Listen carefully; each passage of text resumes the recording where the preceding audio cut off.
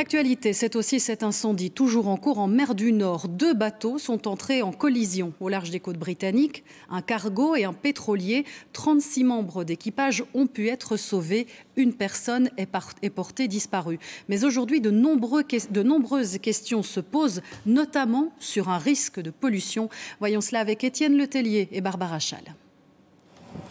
Des flammes et une épaisse fumée noire. L'incendie a fait rage toute la nuit et il était toujours en cours ce matin. Le pétrolier Stena Immaculate était à l'ancre à environ 16 km au large de Hull lorsqu'il a été percuté par un autre bateau, le porte-conteneur Solang. Les circonstances de cette collision restent inexpliquées, mais les premières analyses penchent pour une erreur humaine.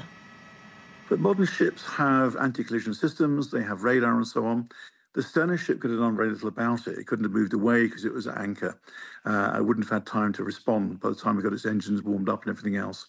But the Solong should have avoided it, and it would be down to incompetence on behalf of Solong. There is no reason why, in the 21st century, two ships should collide.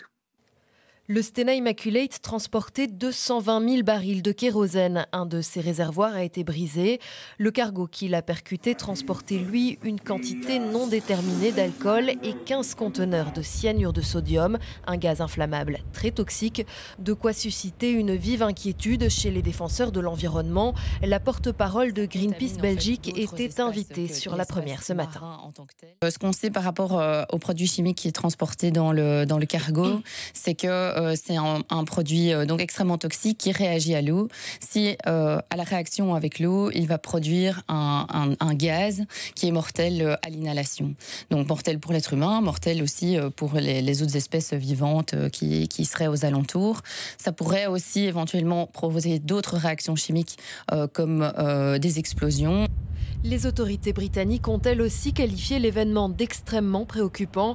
La pollution provoquée par cet accident devrait épargner les côtes belges, mais la situation reste scrutée de près.